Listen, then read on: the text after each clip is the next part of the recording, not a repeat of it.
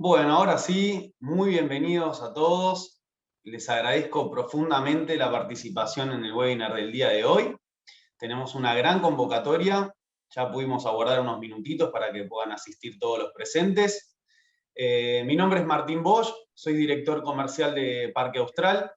El Parque Austral, ya como muchos deben conocer, ubicado en Pilar, en el kilómetro 50, sitio donde albergamos hoy a más de 50 empresas y startups, empresas multinacionales, pymes, y con muchísimo contexto y involucrados entre el aspecto de salud, académico, corporativo, un lugar realmente único.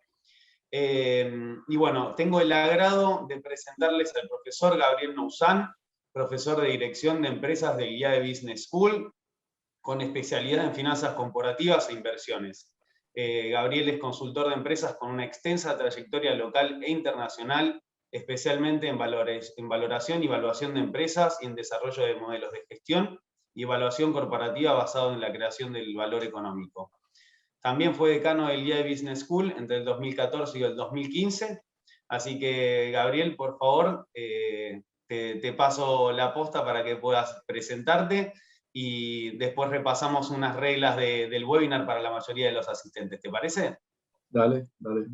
No hace falta que me presentes, ya con lo que dijiste ya estamos, ¿no? O sea que si querés, pasa. ¿Vos querés hacer las reglas ahora del webinar directamente? Dale, dale, es muy simple. La idea es que para la mayoría de los asistentes nos podamos manejar de una manera ordenada. Si bien tenemos el chat para que hagan comentarios, la idea es que puedan dejar sus preguntas en la sección de preguntas y respuestas. Gabriel va a hacer una presentación muy completa. La idea es no generar interrupciones con cada una de las consultas en los temas que él va abordando, por lo que vamos a hacer una sección de preguntas y respuestas de más o menos 10-15 minutos al final de la presentación. Entonces ustedes pueden dejar las preguntas, nosotros las vamos a ir revisando y al final, cuando esté la presentación finalizada, abordaremos todas las preguntas y respuestas. ¿Te parece bien, Gabriel? Perfecto, por mí perfecto. Empiezo ya un poco, lo que decía es que tengo una presentación dividida en dos partes. Media hora vamos a hablar de ahorro, que es un tema bastante crítico, y la segunda parte de inversiones. Entonces, vamos a empezar. La idea es hablar de dinero y yo les comento algunas de las conclusiones de muchas. Yo tengo 800 encuestas hechas y después tengo también la típica encuesta formal que es hablando con la gente en las actividades del IAE, ¿no? Una de las primeras cosas que sale es que la gente dice la plata no me alcanza, ¿no? Esto lo vimos todos los días. Muchos dicen, mira, aunque logro ganar más, no alcanza. O sea que evidentemente ahí hay un problema de gestión de las finanzas, digamos, ¿no? La mayoría de la gente dice que no puede ahorrar, algo que no parece extraño en la situación actual que tiene, digamos, el país hoy en día, digamos. Pocas personas, pocas familias tienen un fondo de emergencia. Bueno, si yo no puedo ahorrar, no puedo generar un fondo de emergencia, digamos, ¿no? Un fondo de emergencias que me permita tener por lo menos 2 meses de gastos cubiertos, digamos, 2, 3 meses. Hay un cambio hacia una gestión individual de las finanzas personales, no compartida. Eso es una cosa notable. Yo hace muchos años que soy profesor de IAE y siempre preguntaba, sobre todo en el máster, a ver, ¿quiénes a las parejas, ¿no? A los matrimonios, quiénes llevan las finanzas de la familia compartida? O sea, tienen una sola cuenta, comparten. Y hace diría hace 20 años, ¿no? Yo ya hace 36 que soy profesor de IAE, la mayoría era todo compartido. Hoy en día, cuando hago la pregunta, bajó muchísimo. Es muy poca la gente que tiene la gestión compartida. Es como que lo mío es mío y lo tuyo es tuyo, digamos, ¿no? O sea, cuentas separadas, contribuyen a los gastos. Es un cambio notable. Después hay otra cosa que es interesante. Muchas personas no comparten información financiera con su familia. ¿Qué significa esto? Que si cualquiera de un matrimonio, ¿no es cierto?, no deja compartido de alguna manera los datos de logueo en las cuentas que tenga en cualquier banco, en donde tiene metidos los ahorros, en donde maneja, bueno, es un problema grave después, ¿no es cierto? Entonces, Ahí lo bueno sería que haya algún lugar en donde esté asentado la forma en que la gente, en caso que le pase algo a una de esas personas, pueda recuperar todo el manejo de las cuentas, digamos. Yo lo digo porque, por ejemplo, en mi familia, mi hermana falleció hace unos años, y claro, ella vivía sola, que esto y el otro, y yo, para acceder a las cuentas y tratar de ver cómo manejar su situación financiera, eso fue todo un tema, digamos, ¿no? No tenía ninguna clave para entrar a ningún lado, digamos. Y otro tema muy importante es que la gente siempre posterga el análisis de sus finanzas personales. Es como que algo que lo veo mañana, lo veo mañana. Y muchos piensan que finanzas personales es hacer home banking, y eso no es finanzas personales. Finanzas personales involucra un tema de planificación, de gestión responsable. Implica una gestión, digamos, de familia responsable, porque es tratar de que todo esto que es el patrimonio familiar se mantenga en buenas condiciones y accesible en caso de que pase algo a alguien de la familia, digamos, ¿cierto? Y después muchas otras conclusiones más, digamos, ¿no? Otra conclusión interesante es que la mayoría de los directivos, de los altos directivos, cuando uno le consulta cuánto es, digamos, su ahorro disponible, tiene casi todo invertido en su casa de fin de semana, o sea, la gente vive muy bien, o vivía muy bien, no sé ahora cómo será, pero vivía muy bien, y cuando le preguntaba, ¿cuánto es lo que tenés disponible para inversiones? Era muy poco, es algo muy interesante eso. En cambio, los que son empresarios pyme, la mayoría de sus ahorros van a la pyme, ¿no? O sea que se invierte, inclusive, más de lo que sería recomendable. El empresario pyme ve como la inversión en la empresa como una forma de dolarizar sus ahorros, y por otra parte es lo que sabe hacer, entonces es con lo que se siente confianza. El empresario pyme generalmente son poquísimos los que tienen inversiones en el mercado financiero, y eso solo si son empresarios pymes jóvenes, ¿no? Porque en general la gente mayor que se dedicó a la pyme, que tiene una pyme exitosa y demás, suele invertir en su propia empresa, digamos. Entonces, vamos a ver, vamos para ir rompiendo un poco el hielo, les voy a una pregunta complicada. ¿Hasta qué edad vamos a vivir? ¿No? Si nos ponemos a pensar en eso, porque cuando hablamos de finanzas personales, claro, uno dice, bueno, ¿cuánto tengo, no es cierto? Y cuánto voy a durar, por decirlo de alguna manera, ¿no? Para poder saber cuánto voy a disfrutar, que esto, que el otro. Bueno, para que no nos peleemos por eso, vamos a la expectativa de vida en Argentina. En Argentina la expectativa de vida de los varones es de 75,1 y de las mujeres es de 81,8 años, ¿cierto? O sea que, evidentemente, las mujeres tienen que tener fondos que respalden para más años de vida, ¿no? Acá hay 6 años y pico más de vida que en el varón, ¿cierto? ¿Por qué es tan importante esta pregunta? ¿No? Porque es una pregunta importante, sobre todo los que hacen seguros. Dicen, la pregunta más importante es ¿cuánto va a vivir este señor? Digamos. Primero, si vamos a vivir poco, la realidad es que nosotros vamos a dejar muchas cosas, muchos deseos que no cumplimos, muchas cosas que queríamos hacer que no pudimos hacerlo. Y también vamos a dejar muchas responsabilidades que no pudimos tampoco cumplir, con la familia, con los hijos, etcétera, ¿no es cierto? En cambio, si vamos a vivir mucho, lo que tenemos que pensar es, bueno, tengo que generar la capacidad de mantener mi nivel, la calidad de vida, ¿no es cierto?, de que no tenga deterioro en la calidad de vida de la familia, etcétera, digamos. La pregunta es súper importante, porque si vamos a vivir poco, la alternativa es que tenemos que contratar seguros. ¿Por qué? Porque si yo voy a vivir poco, quiere decir que no generé todavía la capacidad de generación de patrimonio, de capital, ¿no es cierto?, como para estar bien cubierto. Entonces eso tengo que estar previendo de alguna manera que frente a lo que puede pasar, ¿no? Y suelen pasar cosas, ¿no es cierto?, tengo que tener contratados seguros. Si en cambio voy a vivir mucho, ahí lo que tengo que hacer es ahorrar, ¿no? O sea, tengo que generar, ¿no es cierto?, una capacidad de respaldo patrimonial para el futuro, ¿no? En definitiva, como no sabemos si vamos a vivir poco, si vamos a vivir mucho, la realidad es que vamos a tener que hacer las dos cosas. Tener, mientras seamos jóvenes, cubiertos, ¿no es cierto?, con seguros, ¿no? Y a medida que vamos creciendo en edad, ¿no es cierto?, ya ir pensando que tenemos que tener un respaldo patrimonial más fuerte para el futuro, digamos, ¿cierto? Si nosotros nos ponemos a pensar qué queremos, cuáles son nuestros sueños, qué es la clave, lo primero que hay que hacer en finanzas personales es decir, a ver, ¿qué es lo que quiero en mi vida? ¿Qué es lo que me va a hacer feliz? Porque en definitiva eso me permite decir, a ver, ¿cuánto voy a necesitar para cumplir mis sueños, digamos, ¿no es cierto? Y ahí salen en las encuestas, ¿no? Trabajar menos, mejora de calidad de vida. Generalmente mejora de calidad de vida significa menos trabajo, menos viajes, ¿no es cierto? Y todas esas cosas en general significan menos ingresos, ¿no es cierto? Vivir de rentas, otra de las cosas que aparece con mucha frecuencia. Retiro anticipado, hay gente que dice, yo me quiero retirar a los 60 o a los 50 y algo, no sé. Dejar un departamento a cada hijo. En esto yo diría que la encuesta se divide en mitad y mitad, ¿no? La mitad dice que quieren dejar un departamento y los otros dicen que quieren ayudar, pero lo pondría de esta manera, yo no le quitaría a mi hijo la satisfacción de poder lograrlo por sí mismo. Podría decir que esa es la mitad de la biblioteca de las respuestas, digamos, ¿cierto? Pero hay muchos que dicen, me gustaría dejarle un departamento a cada hijo, ¿no? Hoy en día, que es, digamos, mucho más difícil que hace unos años dejar una propiedad, ¿no es cierto?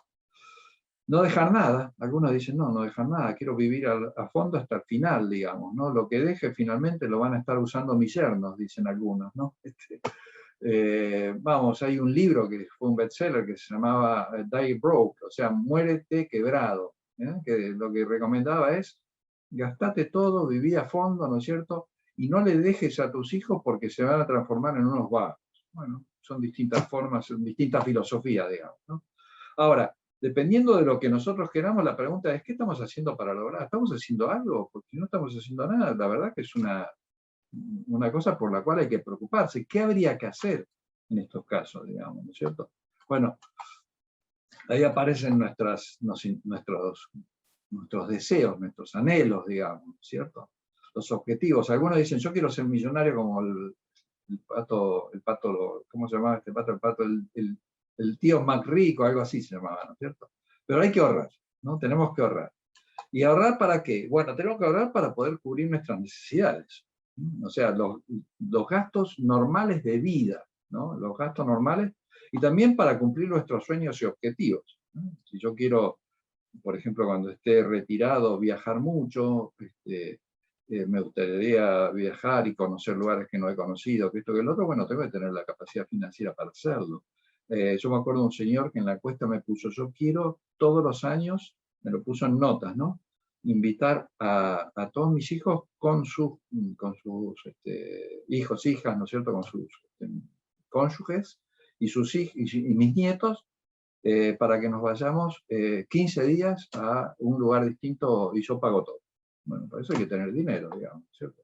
Esto es importante, pero también es urgente, ¿no? Porque vieron que dicen que time is money. Bueno, efectivamente, cuando se habla de finanzas, time is money, porque cuanto antes yo empiezo, antes voy a generar mi capacidad, ¿no es cierto?, de poder tener el patrimonio, ¿eh? Hay un efecto que es el famoso efecto de los intereses compuestos, en el cual el tiempo es fundamental, digamos, ¿cierto? ¿Cómo quiero llegar a vivir mi etapa pasiva? Esta es otra pregunta que yo les hago a muchos, y acá tengo algunas fotos que nos hacen pensar, digamos, ¿no? Ahí a la izquierda tenemos un señor que está triste, aparentemente, meditando. Abajo tenemos un grupo de jubilados, ¿no?, que se reúnen en la plaza. Evidentemente tienen pocos recursos, digamos, daría la sensación, ¿no es cierto? Y después hay otras fotos que se ve gente más feliz. Yo estoy seguro que casi todos queremos estar dentro de las fotos más felices. Hay gente que está sola, una señora que está sola, un señor, porque también hay que pensar, ¿no es cierto?, que eventualmente nosotros estamos en pareja, pero puede ser que en el futuro uno de los dos se despida, digamos, ¿no es cierto? Y están los nietos también. Hay una foto en donde tenemos a los nietos. Bueno, estas son formas, anhelos que uno puede tener, digamos, ¿no es cierto? Y hay una pregunta que siempre hago en mis cursos, ¿no es cierto? ¿Cuánto dinero necesitarán por mes cuando estén ya retirados, ¿no? Como para vivir sin resignar calidad de vida. Yo tengo la respuesta de mis 800 encuestas, ¿no? Mis 800 encuestas, el promedio me da, porque vamos a ver, tiene un sesgo esas encuestas porque están hechas en cursos de altos directivos, digamos, ¿no es cierto? O cursos PYME, que esto y el otro. Entonces, a mí la respuesta promedio me da $5.000 por mes, ¿no es cierto?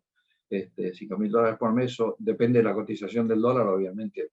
Es una respuesta que no se puede dar en pesos, obviamente, ¿no? Pero digo, hoy en día es mucho dinero. En otras épocas por ahí no era tanto, porque la cotización va variando, pero $5.000 por mes significa que si yo, vamos a ver, si yo voy a vivir 20 años, supongamos un señor que se jubila a los 65 y piensa vivir hasta los 85, son 20 años más. 20 años más a razón de $5.000 por mes, ¿no? $5.000 por mes en 12 meses son $60.000, ¿no? Si yo eso lo tengo que multiplicar por 20 años, bueno, ya se imaginan la cantidad de dinero que tengo que tener para... Ahora, ese promedio me daba un poco más alto cuando lo hice en Chile y en Colombia, digamos. Y en Argentina me daba un poquito más bajo, digamos. Otra pregunta interesante. ¿Cuánto dinero debería tener al jubilarme si quisiera tener $1.000 hasta morir? ¿No es cierto? Y ahí hay que tener en cuenta esto de la expectativa de vida y todo eso, ¿no es cierto? O sea, ¿cuánto dinero yo, supongamos, las mujeres se jubilan a los 60, los hombres a los 65?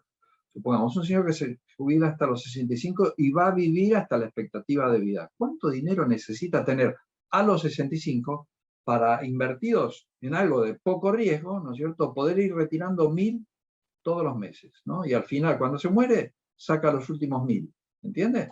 No, fíjense, no es tanto, ¿eh? O sea, si yo quiero retirar 1.000 todos los meses y soy varón, necesito 145.000.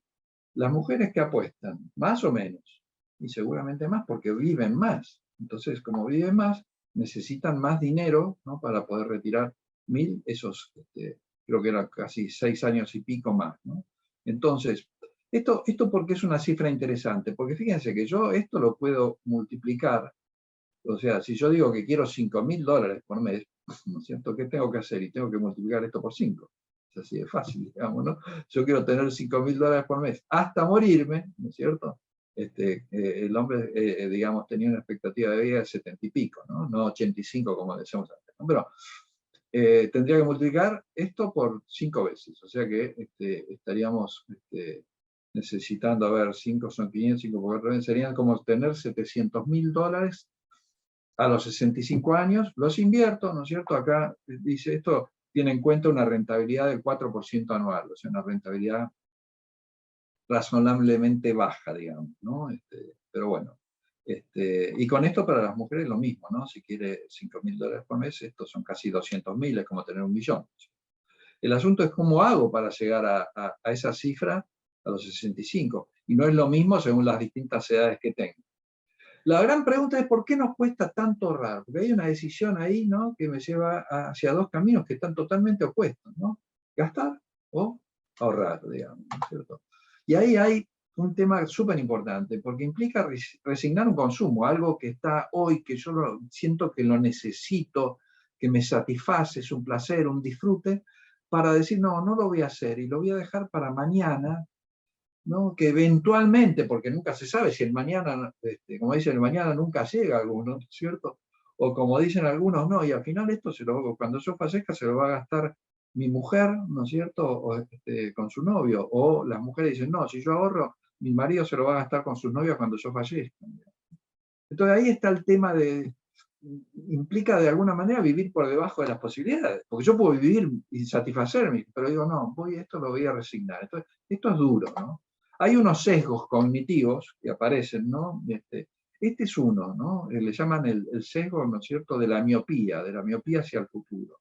El dear future me, o sea, ¿cómo voy a ser el querido yo, ¿no? Mi yo futuro es diferente de mi yo actual.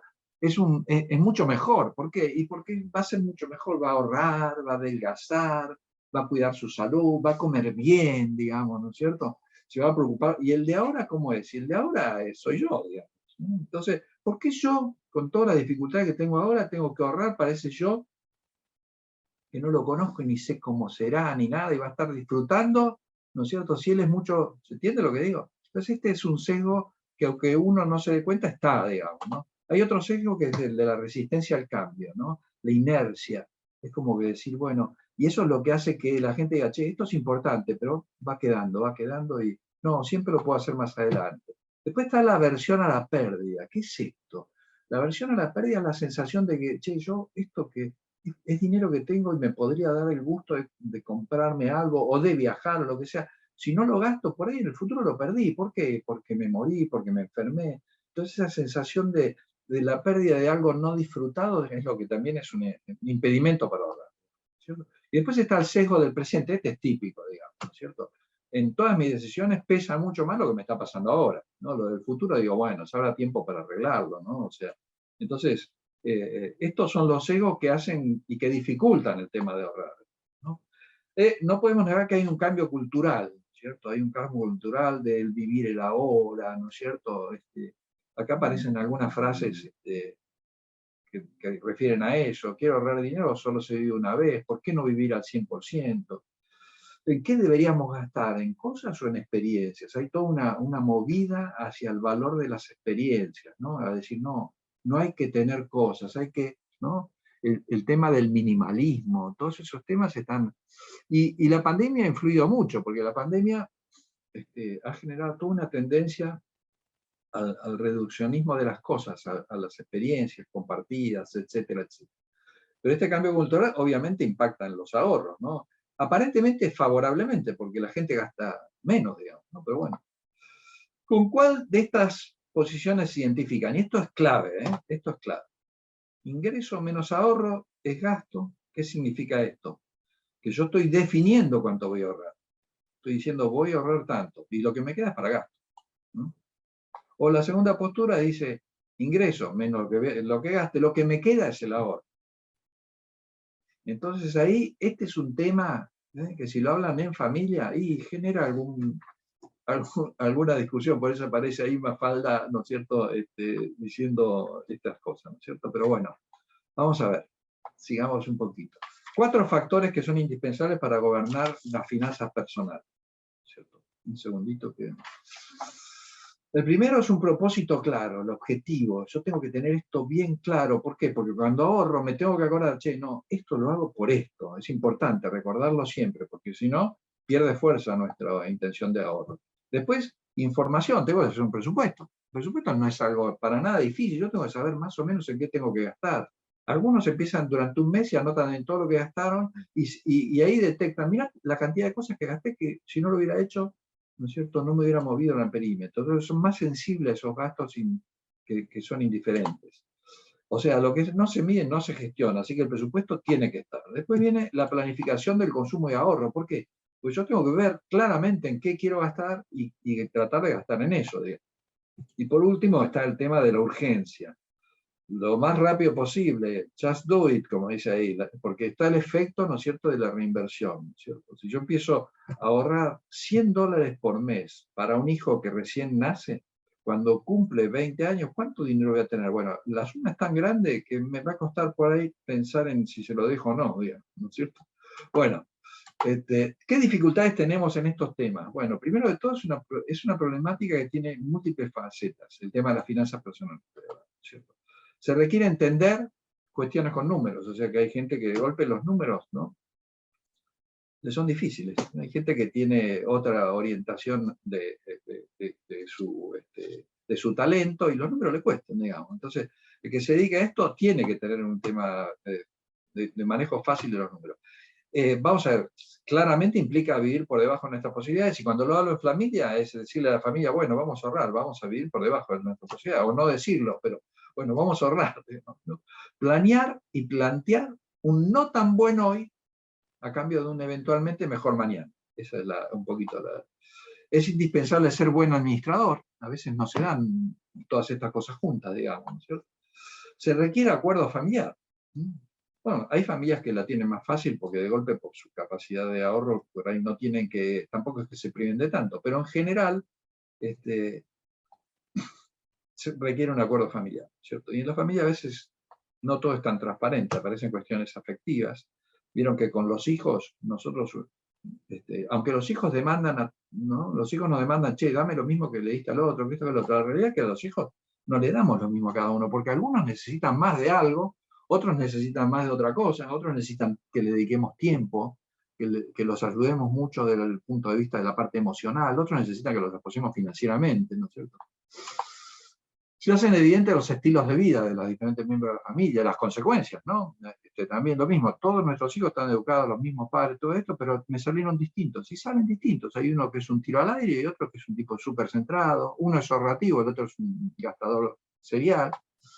Aparece el conflicto de intereses, gustos, prioridades, por eso es que acá hay dificultades, ¿no es cierto? El tema del dinero, además, es una cosa que tiene mucho que ver con la educación. La forma en que nosotros administramos, la forma en que nosotros consumimos, le estamos dando una señal a nuestros hijos de cómo es, digamos, de cómo son nuestros valores. Entonces el dinero se asocia mucho con los valores. Y por eso es que hay muchas familias en donde la forma en que consumen y demás hacen que sus hijos valoren a la gente más por lo que tienen que por lo que son, digamos. Entonces, esto es un tema que hay que tener mucho cuidado, ¿cierto? El estado de salud de los miembros de la familia también es un tema clave. ¿Por qué? Y porque claramente eso puede hacer que nuestra, digamos, el apoyo financiero que tengamos que dedicarle sea distinto, muy diferente, digamos, ¿cierto? Acá pongo algunas bromas como para hacer menos duro el tema, ¿no? Pero en el planteo familiar, el elemento esencial es la confianza. Yo conozco muchas familias, algunas que me han venido a consultar, en donde no comparten la información, ¿no? Bueno, de hecho, inclusive, algunos tienen cuentas secretas, ¿no? Pensando en eventualmente que en el futuro podrían tener una separación. Vamos, esto puede ser muy grave, digamos, ¿no es cierto? Y además es una forma que no corresponde, ¿no es cierto? Porque en la familia lo que más tiene que haber es confianza, cercanía, digamos. ¿Cómo es el perfil del inversor? Acá ya entramos en la parte más relacionada con los inversores. Si nosotros ahorramos, vamos a tener que invertir, ¿cierto? Y cuando hablamos del perfil de inversión, aparecen, ¿no es cierto?, 6 dimensiones que son muy importantes. ¿En qué etapa de la vida estoy? ¿No es cierto? ¿Cuánto sé de inversiones? Porque podría saber algo o no saber nada. Ahí en el medio están todas las zonas grises, ¿no es cierto? ¿Cuáles son mis objetivos de inversión? ¿A qué voy a dedicar esto, ¿no? Mi propósito, ¿no? El horizonte, ¿no? Porque yo digo, bueno, tengo todo este dinero, pero este dinero lo tengo por 2 años, porque a los 2 años tengo que sacar para ayudarlo a mi hijo que quiera ir a hacer un máster a Estados Unidos o al IAE, digamos, ¿no? Después están las necesidades de liquidez que voy a necesitar tengo que tener todo esto planificado. La tolerancia al riesgo es clave, ¿no? Y de hecho hay test que te permiten definir cuál es mi tolerancia al riesgo, cuánto estoy dispuesto a perder, etcétera, etcétera. Porque cuando uno invierte, siempre hay la posibilidad de perder, ¿no? Este conjunto de 6 dimensiones es lo que da el perfil, y en base a esto, ¿no?, los que son especialistas en inversión nos dicen cómo debería ser una cartera recomendada. Nosotros no podemos dejar de tener una mirada interna, ¿no es cierto?, autoconocernos, ¿no? Que varias de esas dimensiones tienen que ver con la parte de autoconocimiento, tiene que ver con qué quiero de la vida, qué me hace feliz, ¿no es cierto? Qué cosas son las que a mí me generan satisfacción y cómo las voy a hacer, digamos, y cómo es el componente financiero de eso. Esa mirada interna es el autoconocimiento necesario para, ¿no? Después el tema de en qué momento de la vida me encuentro, bueno, esto nos da la perspectiva de riesgo, ¿no? O sea, estos señores que están acá abajo van a poder hacer inversiones bastante menos riesgosas que los que están en la parte de arriba. ¿Por qué? Y porque tienen menos tiempo. Los de arriba pueden esperar, ¿no es cierto?, tener la rentabilidad. Estos de acá abajo lo que quieren es la renta. Entonces, las perspectivas son muy diferentes, digamos. También hace falta una mirada externa, ¿no? Y esa mirada externa, ¿a qué nos lleva? ¿A qué está pasando en el mundo, ¿no es cierto? Está el tema de la pandemia, cómo esto está influyendo. Las tasas de interés en el mundo estaban cerca de cero y ahora están subiendo de forma alarmante. De hecho, la sube de la tasa de interés es, digamos, un anticipo de caída de los mercados de capitales. ¿Por qué? Y porque en general la tasa de interés impacta en el coste de capital, ¿no? Y el valor de los activos financieros, ¿no es cierto?, depende del coste de capital. Cuanto más alto es el coste de capital, más bajo irán siendo el valor de los activos financieros. Esto es simplemente un flujo de fondos descontado, digamos, a una tasa de coste de capital. Entonces, la tasa está subiendo y eso es peligroso para las inversiones, y sí, es un poquito peligroso.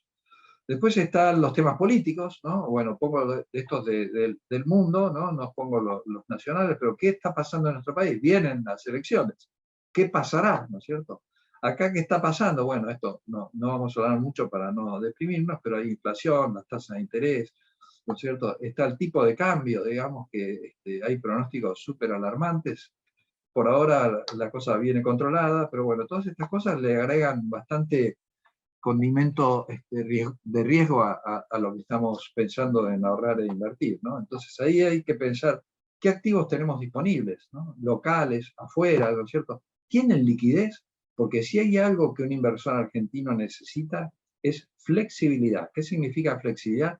La capacidad de salir rápido, ¿no? Liquidez, que implica la capacidad de salir sin daño.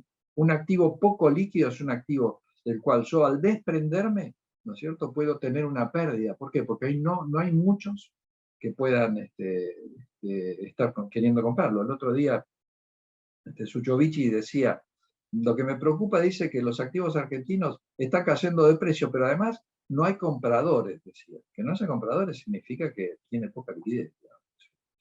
Entonces, acá tenemos renta fija y variable, perdón, se me pasó muy rápido, podemos elegir entre renta fija, bonos, plazos fijos o renta variable, que son acciones, ¿no es cierto? Veamos esto, que es la evolución de diferentes inversiones.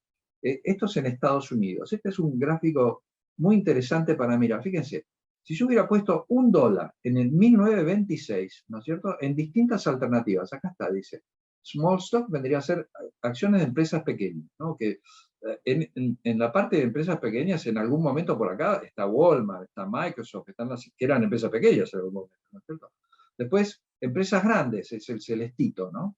Bonos del gobierno, estos son bonos del gobierno de plazo largo, ¿no? Estos son los treasury, que son de más corto plazo, y esta es la inflación, ¿no? La inflación, la temible inflación, es la zona gris. Entonces, fíjense cómo, en realidad, bueno, obviamente acá viene la crisis del 30, ¿no es cierto? Con lo cual, todos los activos en general tuvieron una caída, menos los bonos. Entonces, claramente, ¿no?, ante expectativas de caída de mercados, hay una cosa que le llaman el flight to quality. ¿Qué significa el flight to quality? El vuelo a la calidad. Es salir de activos de riesgo, de activos de renta variable, y pasarse a bonos del tesoro, que son los que son considerados sin riesgo, digamos, ¿cierto? Entonces, fíjense que acá prácticamente los bonos del tesoro no sufrieron, ¿no? Ahora, si yo miro la mirada de largo plazo, si yo hubiera puesto $1 acá en la cartera de las acciones pequeñas de empresas, hoy tendría $32.000. Si hubiera puesto en acciones de compañías grandes, hoy tendría $7.000. Miren la diferencia, digamos, ¿cierto? Si hubiera puesto en bonos del tesoro, tendría solo $142. Y en los de corto plazo, que obviamente por ser de corto plazo tienen menos riesgo, al tener menos riesgo pagan menos tasas, 21. O sea, fíjense, si yo puse 1 y tengo 21, pero la inflación ya me comió 14, ¿no es cierto? Quiere decir que acá lo que me quedó de ese dólar son, en términos reales, digamos, me quedaron $7. ¿no es cierto? ¿Qué conclusión saco de este gráfico? La conclusión que saco, la más evidente, es que las acciones son el mejor medio para crear valor en el largo plazo, ¿cierto? Según el perfil del inversor, ¿no?, gente mayor, gente mejor, el horizonte de inversión es clave, ¿no? O sea, si yo acá soy un señor que invertí teniendo 50 años, y bueno, fue un error invertir en acciones. ¿Por qué? Y porque no tengo tiempo de esperar que esto recupere. Fíjense que acá el tiempo que pasó, de 1926, 1936, después volvió a caer. Entonces, para invertir en acciones tengo que tener claro cuál es mi horizonte de inversión y el perfil de riesgo, digamos, ¿cierto?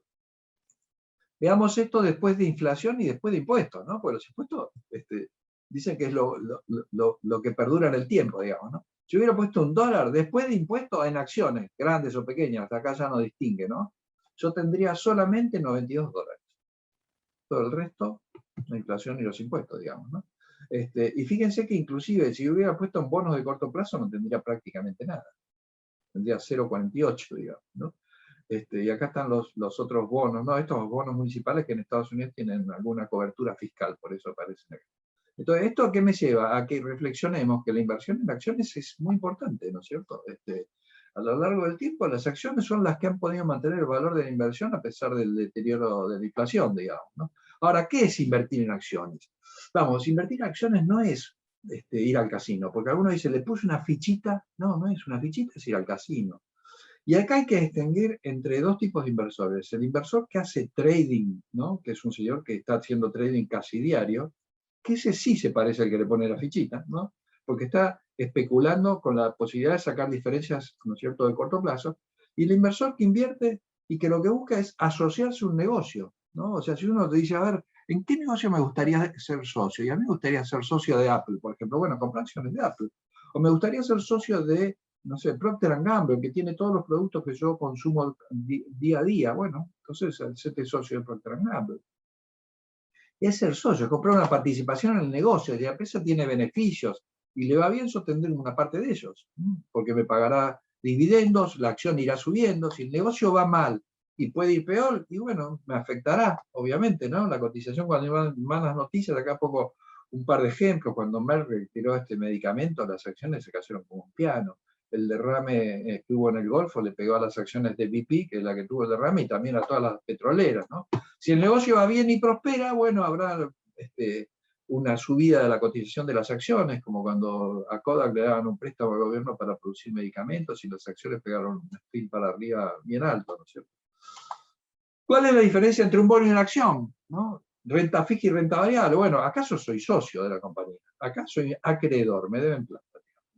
¿El precio de la acción puede variar? Sí, señor. ¿El precio del bono puede variar? Sí, señor. Y los que tienen bonos, los que tenemos bonos de Argentina, lo sabemos, digamos, ¿no?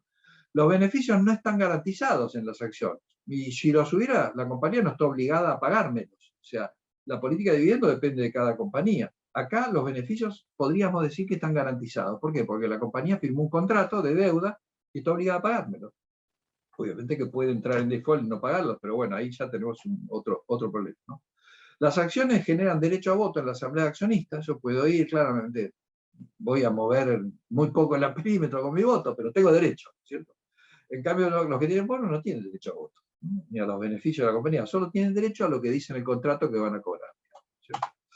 ¿Por qué invertir en acciones? Bueno, fíjense que esto es muy interesante, porque nos va a llevar a las 4 o 5 razones por qué se invierte en acciones. Una podría ser, mira, la compañía está creciendo mucho en ventas y en beneficios y su precio no para de subir. Y acá entra Microsoft, Amazon, Nvidia, Tesla, que está tan de moda. Entonces uno dice, me quiero subir a eso y bueno, invierto en este tipo de empresas. Pero también podría decir, mira, me parece que está cotizando muy bajo y creo que vale más. Bueno, acá podríamos mirar acciones de Argentina, ¿no? Galicia, Pampa, lo maneja, IRSA. ¿Tan barata? Y están baratas, no sé, están baratas, bueno, valen poco, no sé si podría, pero si yo apuesto que valen, por ahí podría ser una buena, ¿no? Y también hay de estas en mercados desarrollados, ¿no? También puede ser porque necesito ingresos, ¿no? Soy una persona de 50 años y necesito renta, y ahí en cuáles voy a invertir. Compañías que pagan dividendos, Procter & Gamble, Mondelez, Unilever, ¿no es cierto?, que me aseguran una subida razonable de precio de la cotización y un pago de dividendo constante, digamos, ¿no? Otra razón podría ser, ¿no? Esta le llaman contraria, ¿no? Porque debido a una mala noticia, el precio de la acción cayó mucho, pero yo pienso que debería recuperar pronto, y entonces me parece que es una buena ocasión para entrar. Este es el tipo que dice, no, esta mira, se cayó mucho, pero hay que entrar. Y acá están todas las que están impactadas por la pandemia, o estaban impactadas. Está Boeing, está Car, es Avis, ¿no es cierto? Esta es Royal Caribbean, American Airlines, esta es American Express. Entonces, ahora, si yo miro estas 4 razones, me llevan a los estilos de inversión. Cuando yo digo, porque la compañía crece mucho en ventas y en beneficios, se llama inversión de crecimiento. Estoy pensando en invertir para tener crecimiento, ¿no es cierto?, del valor de mi inversión, ¿no? Cuando yo hablo de, creo que está cotizando un precio muy bajo, se llama inversión en value investing, ¿no es cierto? Porque necesita ingresos, es inversión de renta, y la de abajo es la que se llama inversión contracorriente, ¿no es cierto? Son los 4 estilos de inversión predominantes. Y cuando nosotros hacemos la mirada interna, deberíamos entender cuál es nuestra forma de invertir, ¿no es cierto? ¿Qué es lo que buscamos? ¿Qué tipo de acciones hay? Hay acciones ordinarias y acciones preferentes. Yo pregunto, ¿cuál prefiere? Y mucha gente que no sabe dice, las acciones preferentes. Bueno, las acciones reales, las normales, que tienen derecho a voto, son las ordinarias. Las preferentes son preferentes porque tienen derecho a un dividendo preferente, fijo, ¿no es cierto? Entonces, por eso son preferentes, pero no tienen derecho a voto en la asamblea de accionistas. Son una especie de híbrido entre capital y bonos, digamos, ¿cierto? Y después hay acciones ordinarias con diferentes derechos, porque tienen algunas más derecho a voto, menos derecho a voto. En Argentina, por ejemplo, el Grupo Financiero Galicia tiene distintas, creo que, bueno, ahí hay varias, ¿no? Pero en Estados Unidos, por ejemplo, el típico caso son las de Alphabet, ¿no? Que tiene 3 tipos de acciones, ¿no? Las A, que tienen este es el ticker con las que se la busca en bolsa, cotiza al público, un voto por acción. Estas, las B, son las que tienen los dueños, y las C son, fíjense que le falta la L acá, ¿no? Cotiza al público y no tienen derecho a voto, ¿no? Teóricamente uno diría, ¿cuál vale más? Y más o menos deberían valer más las clase A, porque tienen derecho a voto, pero si uno mira el gráfico acá, de Alphabet, están las dos, ¿no? Esta es la que está con las velas japonesas, que es estas se llaman velas japonesas, ¿no es cierto? Es la Gould sin derecho a voto, y la L, la celestita, la rayita. O sea, que fíjense que más o menos siguen el mismo valor, ¿no es cierto? ¿Qué formas se clasifican las acciones? Primeramente se las clasifican según el sector en que actúa la empresa, y se suelen usar 11 sectores. Estados Unidos habla de que hay 11 sectores: energía, materiales industriales, consumo discrecional, financieras, utilities, real estate, y se dividen en esos. Entonces uno puede decir, mira, yo invierto en energía, yo estoy en productos de consumo básico, ¿no es cierto? Evidentemente, cada uno de estos sectores tiene distintos riesgos, ¿no es cierto? Y dependiendo del momento del mercado, puede estar más atractivo uno que otro. Otra forma es por las características que poseen como vehículos de inversión, o sea, las acciones pueden ser de crecimiento, de renta, de valor o acciones defensivas. Las defensivas serían Procter & Gamble, Unilever, todas las acciones de negocios en donde la gente consume aunque haya recesión, digamos, ¿cierto? Según tamaño de capitalización bursátil también, porque yo podría invertir en acciones de baja capitalización, se les llama small caps, suelen ser bastante más riesgosas. De mediana capitalización, fíjense los tamaños, ¿no? Mediana capitalización a 10.000 millones de dólares, ¿no? ¿Cómo serán las de Argentina, ¿no? Alta capitalización, que son más de 10.000 millones de dólares, ¿no? Bueno, en Argentina casi todas están por debajo de las de baja capitalización, obviamente, ¿no? Las variaciones del precio son un riesgo, y obviamente, ¿no es cierto? Las variaciones del precio son un riesgo. Yo miro históricamente la evaluación y digo, mira cómo varió, esta es la rentabilidad, ¿no es cierto?, de la acción. Miro esto y digo, mira, el promedio, la rentabilidad que yo podría esperar en promedio es de un 7%, y porque en la historia tuvo un 7%. Y esta es la forma, ¿no es cierto?, que se usa para teoría de carteras, ¿no es cierto? ¿Esto qué es? La dispersión de la rentabilidad. La curva esta acá, estas dos curvas, ¿no?, de la acción A es la colorada y la acción B es la amarilla. La dispersión es la variación de la rentabilidad. O sea, la rentabilidad esperada sería esta de acá, 7%, como pusimos acá. Pero hay periodos, ¿no?, en donde está muy por debajo, se viene por acá, ¿no? Y hay otros periodos que se va bien por arriba, está por acá. Obviamente, cuanto más amplia sea esta curva, digamos, más riesgo tiene, ¿no es cierto? Entonces, la acción amarillita es de bajo riesgo y la coloradista es de alto riesgo. Entonces, ¿qué pasa cuando nosotros nos metemos en una inversión de riesgo como las acciones?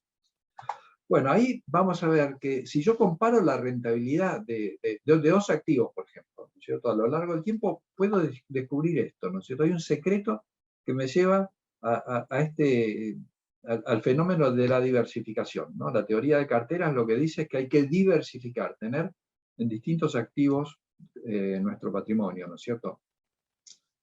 ¿Y el secreto cuál es? El secreto es la correlación. Fíjense, acá yo tengo dos activos, el activo I, que puede ser dos acciones, ¿no?, la acción I y la acción J. A lo largo del tiempo, ¿cómo se mueven? Y se mueven más o menos parecidas. Es como si yo tuviera American Airlines y United Airlines. Y más o menos son parecidas. ¿Por qué? Porque están en el mismo negocio. Ahora, acá yo tengo RJ, ¿no?, la rentabilidad de J y la rentabilidad de M, que podría ser una American Airlines y la otra podría ser Procter & Gamble. ¿Y cómo van? Y van distintos. Entonces, ¿cuál es el secreto para diversificar? Yo tengo que buscar correlación negativa, tengo que buscar actividades, negocios que vayan en sentido contrario, ¿se entiende? Porque esa es la manera en donde yo puedo no solo bajar el riesgo, sino inclusive aumentar la rentabilidad de la cartera, aunque parezca mentira. Esto debería usar muchas más. Si vamos a inversiones en bonos, ¿no es cierto? Hay muchos bonos, también están los fondos de inversión, que es una forma mucho más sencilla, ¿no? Están las acciones, que ya sería el detalle de stock picking, en qué voy a invertir, qué esto y lo otro. El fondo me facilita mucho porque el fondo me hace ya la cartera armada, y hay un gestor que está totalmente dedicado a ver, hay que vender en este momento, hay que comprar en este momento, lo que se llama gestión activa.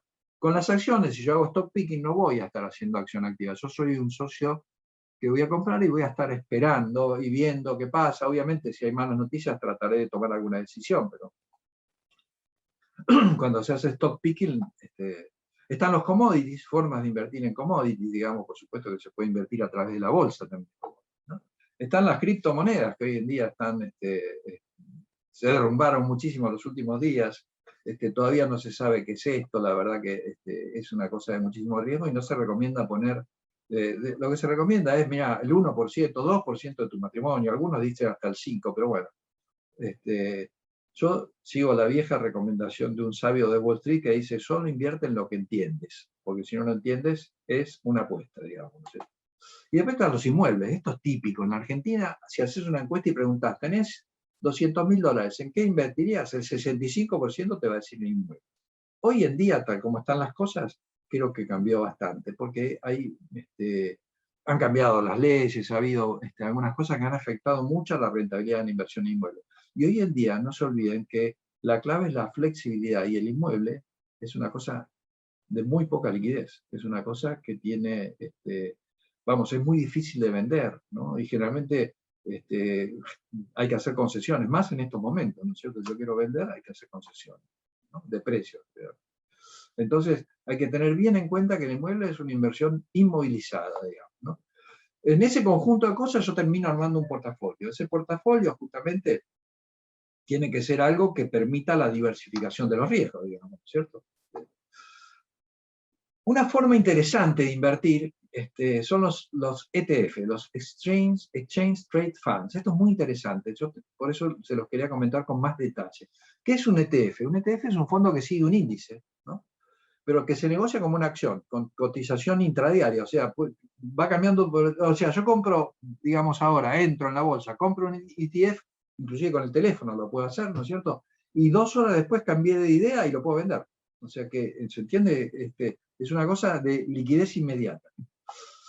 Con un ETF se puede hacer todo lo mismo que se hace con una acción. O sea, lo puedo comprar, lo puedo vender, puedo hacer opciones, ¿no? Que es una cosa sofisticada, pero yo puedo tener opciones, opciones de compra y opciones de venta de los ETFs.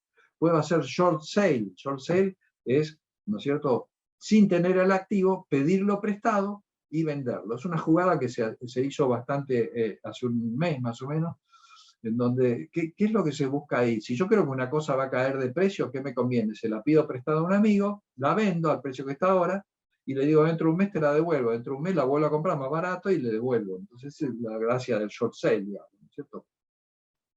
O sea que yo con un ETF puedo hacer exactamente lo mismo que hago con una acción, ¿cierto? Con los mismos intermediarios. Por último, el costo de compra de administración es muy bajo. Por lo tanto, los ETFs se transformaron en una alternativa más barata, más sencilla y sin intermediarios a los fondos de inversión.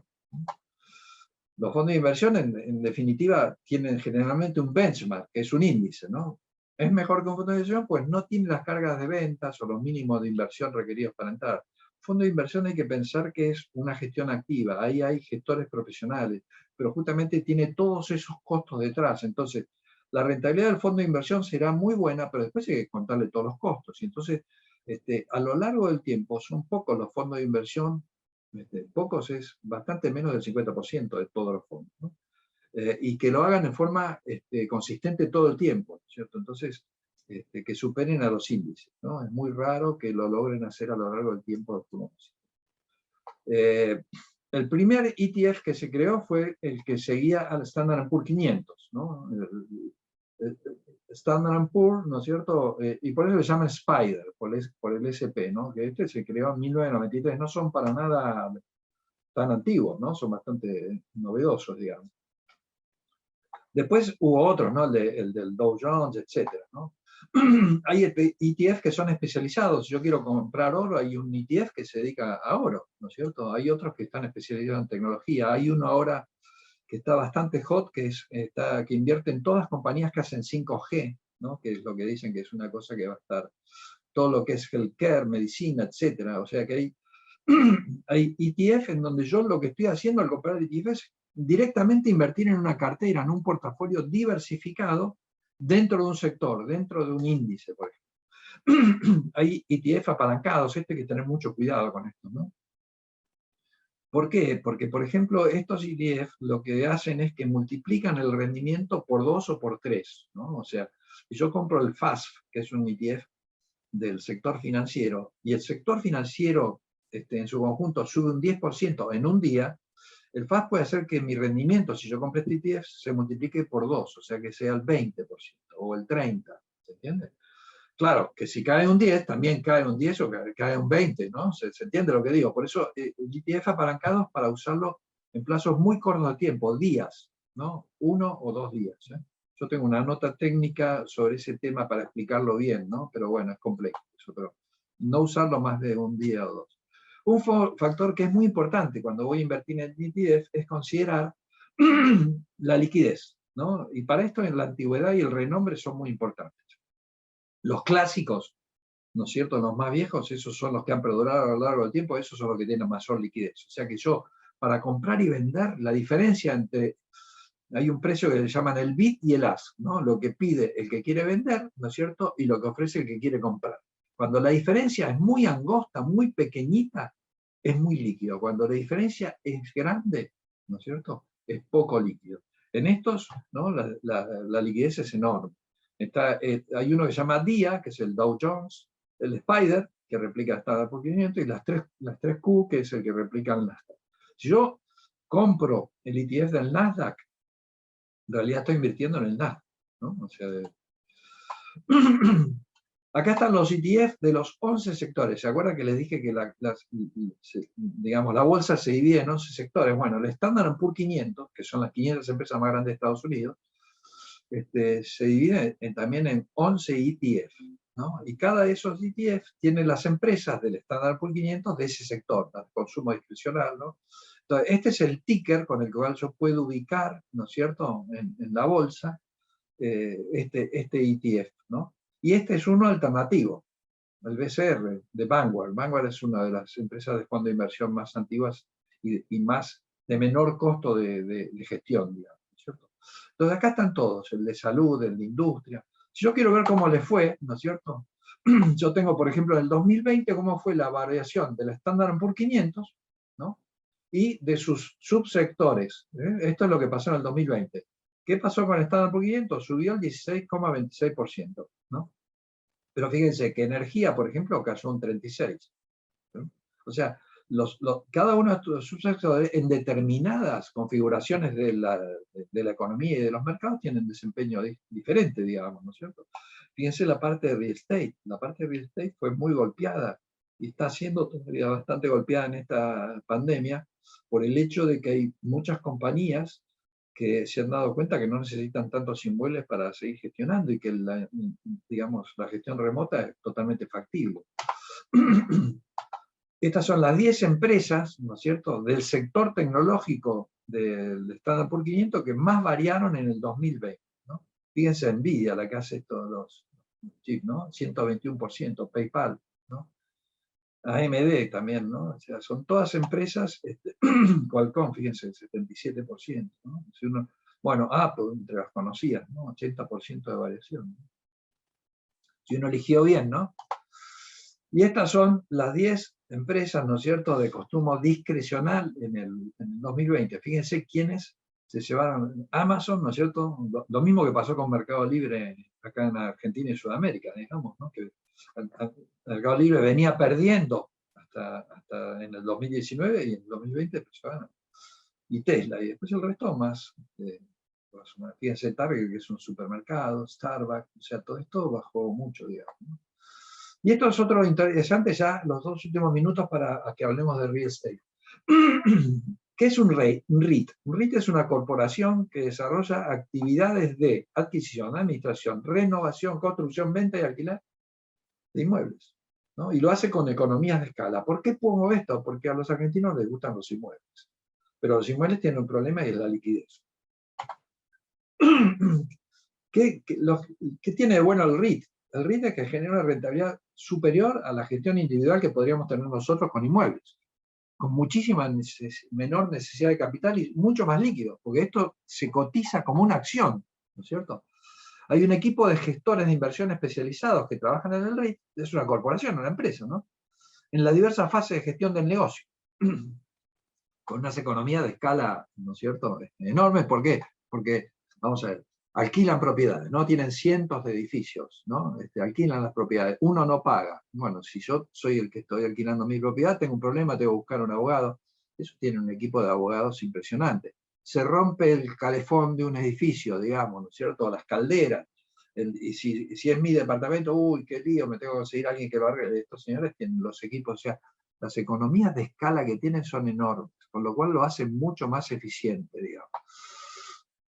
Hay especializados, ¿no?, en actividades y zonas geográficas. Me refiero que hay algunos especializados en la parte residencial, otros dicen, bueno, mira, hay un REIT que es en Miami, toda la zona del Cinturón del Sol de Miami, ¿no es cierto? Son todos departamentos que alquilan a turismo.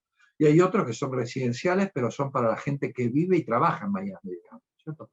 Después, los REITs son los dueños de los depósitos, son los dueños de muchos de los edificios de hospitales, que los hospitales usan para hacer cura, ¿no es cierto? Los REITs son dueños de los edificios y se los alquilan. Los REITs son los dueños de los centros comerciales, de la parte inmobiliaria. Hay REITs residenciales, comerciales, de oficinas, industriales, de almacenamiento, de hoteles, etcétera, etcétera. Y tiene una ventaja, se compran y se venden como si fueran acciones, tienen precio intradiario, o sea que yo puedo entrar a la mañana, cambié de día, lo vendí a la tarde, y puedo entrar con $100. O sea, si yo quiero invertir en inmuebles, no tengo necesidad de comprarme un edificio, un departamento o una oficina o lo que sea. Yo puedo empezar a invertir en una cartera diversificada de inmuebles, ¿no es cierto?, con $100.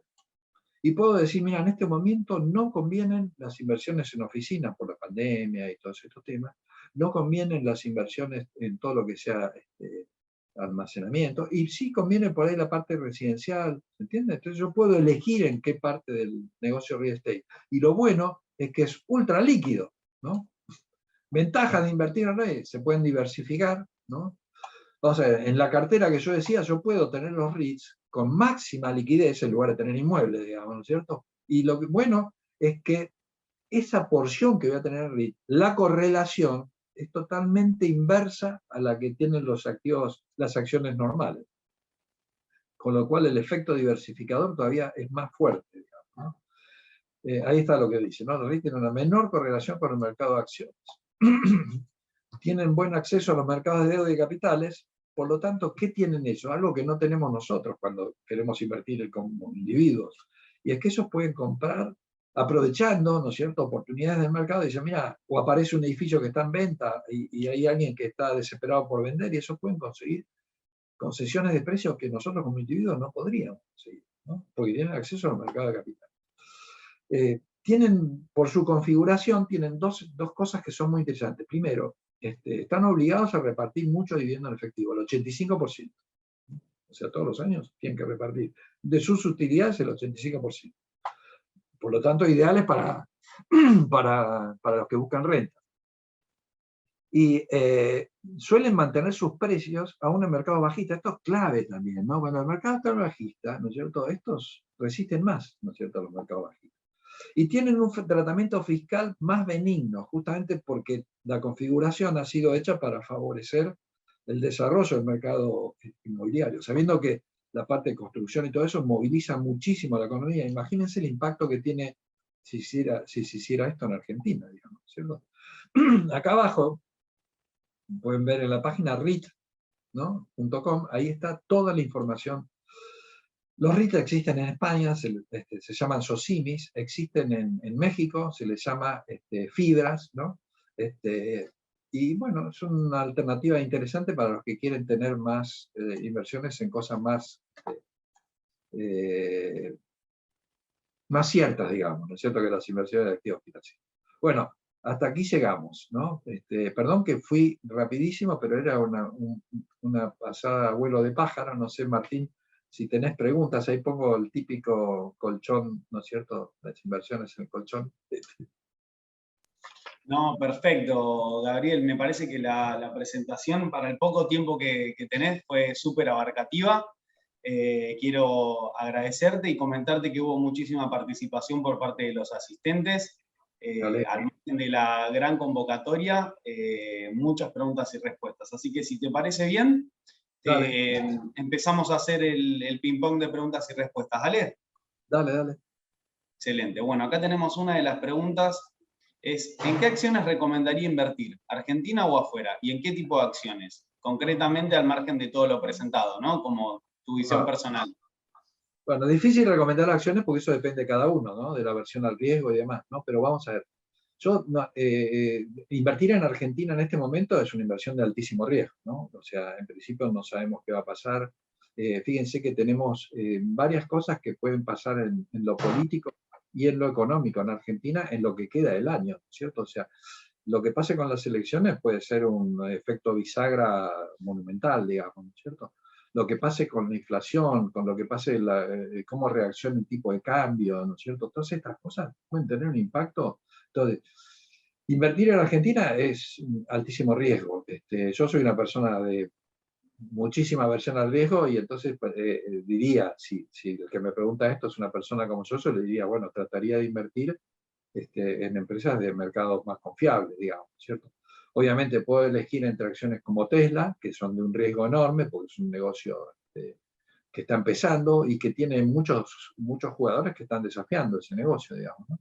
Una empresa además con algunos componentes vinculados al Bitcoin que hacen dudar un poquito también, ¿no? Pero bueno, lo que quiero decir es que esa pregunta es difícil de contestar sin saber quién la pregunta, digamos, ¿cierto?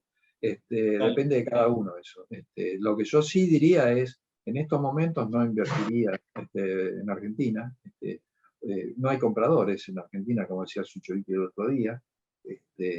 Obviamente, si soy una persona que soy un risk taker, tomador de riesgo, que esto y el otro, y sí, puede ser un buen momento de jugármela y comprar acciones de Grupo Financiero Galicia, ¿no es cierto?, de Loma Negra, todas empresas que tendrían que andar mejor, digamos, ¿cierto? Pero bueno, puede ser que la pase mal, digamos, ¿no? Hay que mirar el historial de esas acciones para atrás y uno ahí probablemente pierda las ganas de invertir, digamos, ¿no? Sí. Entonces yo lo que diría es, preferiría invertir a través de los CDR, ¿no? Si se puede, yo puedo invertir en acciones del exterior, de la Argentina, o puedo tener una cuenta totalmente legal en un operador afuera, sin ningún problema, digamos, ¿no? O sea, pagando impuestos y todo como corresponde. Perfecto. Vamos con otra pregunta, Gabriel. Para un criterio moderado, ¿cuál sería el armado de una cartera estándar equilibrada en porcentajes para llegar a la jubilación? Entre acciones, bonos, rates y teniendo en cuenta el país en el que se invierte. Bueno, buena pregunta también. De vuelta, difícil de contestar porque hay que conocer. Lo que sí está bueno acá que me dijo que es una persona moderada, ¿no es cierto? No sé la edad, pero me imagino que está pensando en tiempo para el retiro, digamos, ¿no? O sea que supongo que para el retiro estarás pensando en algo así de 20 años. Yo creo que una cartera moderada debería tener, las acciones son una parte fundamental, ¿cierto? Y esas acciones pueden ser acciones individuales, ¿no es cierto? O puede ser un ETF, ¿no? Yo podría invertir, por ejemplo, directamente en el Standard Poor's 500 si estoy subido a la bolsa americana, según cómo vaya la bolsa americana. También lo puedo hacer invertir en la bolsa europea, ¿cierto? O sea, la que me parezca. Hay un tema de elección de moneda. Generalmente uno vive en una moneda, ¿no es cierto? Y en general la gente que vive en monedas en países centrales invierte en la misma moneda del país que está, porque él vive, invierte y consume con la misma moneda. Los países que tenemos un problema de confiabilidad en la moneda, en general no tenemos la misma moneda, ¿no? De hecho, en general la gente acá piensa todo el tiempo en dólares. Entonces, la inversión sería en dólares. Yo buscaría mercados de muchísima liquidez y confianza, por lo cual me inclinaría por invertir en Estados Unidos, ¿no es cierto? Que pese a todas las cosas y todas las crisis que ha tenido, ha siempre salido adelante y ha recuperado. ¿Qué problema puede tener Estados Unidos ahora? Hay inflación y que suba un poco la tasa de interés, pero bueno, se puede hacer una elección de buenas acciones o de ETF como para... Y el resto podrían ser bonos. Yo los bonos... hoy en día es un riesgo, porque si yo compro un bono hoy y la tasa sube, el valor del bono, piensen una cosa, el valor del bono, el precio del bono va en sentido exactamente contrario al valor de la tasa. Piensen eso, o sea, Cuando la tasa sube, ¿no? Significa que al flujo del fondo del bono, el bono es renta fija, o sea, me promete pagarme tanto, tanto durante semestres o años, lo que sea. Entonces, yo lo voy a descontar a la tasa que pide el mercado. Por lo tanto, si lo que me pagan es fijo y la tasa va subiendo, el efecto de descuento cada vez va a ser mayor. Entonces, si lo que va a pasar es que va a subir la tasa, ¿no es cierto? El valor del bono va a caer. Entonces, ¿qué me convendría si quiero comprar bonos? Bonos de corto, porque los bonos cortos son los que menos le impacta la subida de la tasa, ¿no? Si yo invierto en bonos de largo, va a tener una caída de precio mucho más significativa.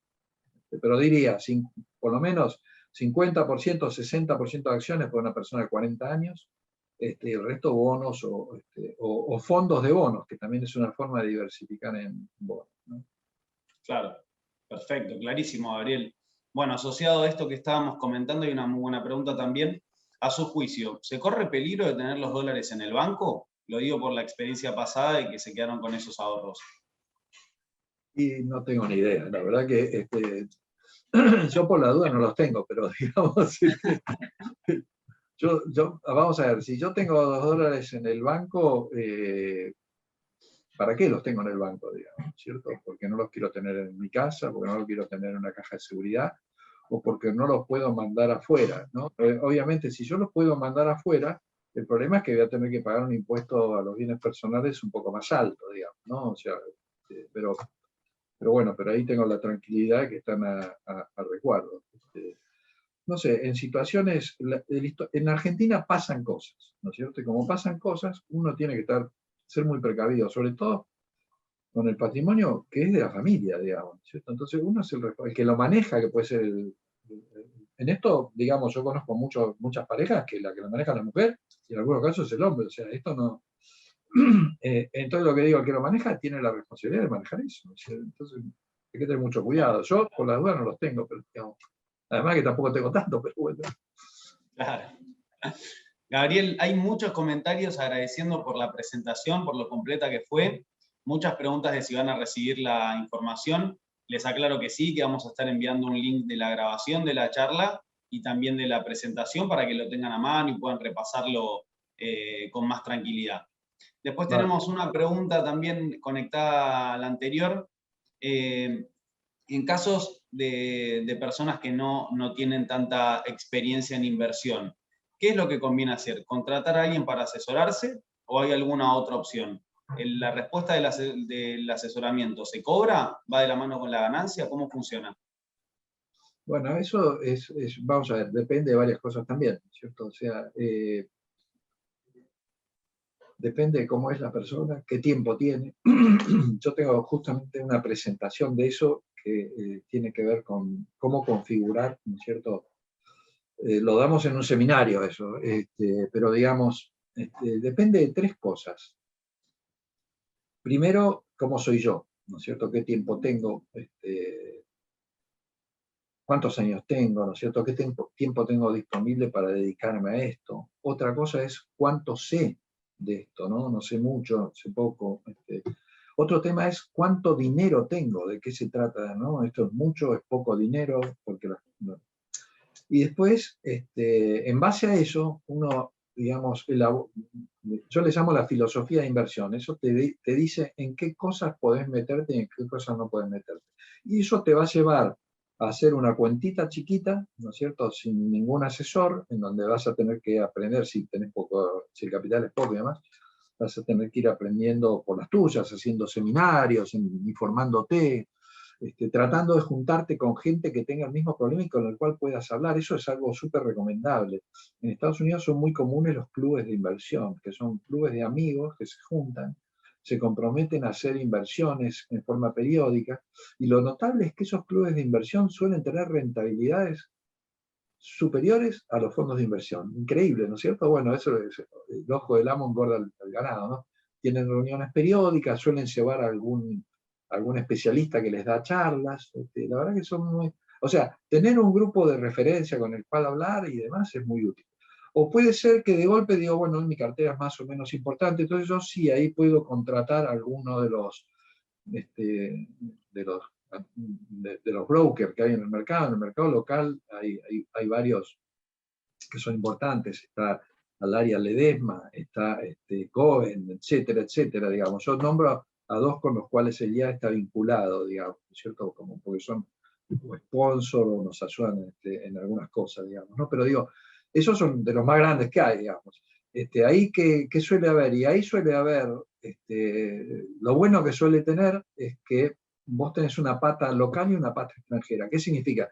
Que ellos te pueden abrir una cuenta en donde vos puedas mover el dinero entre lo local y lo extranjero. Y te da una flexibilidad, ojo, de vuelta, en situaciones como las que vi en países como el nuestro, la flexibilidad financiera es clave, ¿se entiende? ¿No? O sea, entonces, la posibilidad de que yo tenga de poder traer la plata rápido o sacarla rápido es clave, digamos, ¿no es cierto? Para proteger el patrimonio familiar, digamos, ¿no? Todo legal, obviamente, digamos, ¿no? Entonces, ellos tienen esa posibilidad. Pueden tener limitación que te pueden pedir un mínimo, ¿no? Yo no sé cuánto será lo que piden ellos, pero hay algunos que piden mínimo $100.000, esto y lo otro. Entonces, y ahí ¿qué tenés? Y ahí sí suele tener una persona que es tu referente, ¿no es cierto? Y ahí, ¿qué va a pasar? Puede ser que uno pueda hacer un acuerdo, ¿no?, de gestión, en donde hay distintas formas en que te lo cobrarán, o simplemente abrir la cuenta y tener a esa persona como referente, y lo que te va a cobrar son las transacciones, ¿no? O sea, las transacciones de entrada y salida, y tendrás la oportunidad de conversar con él de vez en cuando, ¿no es cierto? Cuando se lo pide, cuando puedan, digamos, ¿no? Pero hay otros acuerdos que son donde le das más libertad para que esa persona gestione por ahí, ¿no es cierto? Por cuenta tuya. Esas son para mí las que te dan más flexibilidad. Para los que son más inexpertos. Para el que tiene algo más de experiencia, también se puede abrir una cuenta afuera. Hoy en día hay montones de brokers de costo inexistente. O sea, si uno abre los brokers de Estados Unidos, comprar y vender acciones es gratis. O sea, no cobran comisión.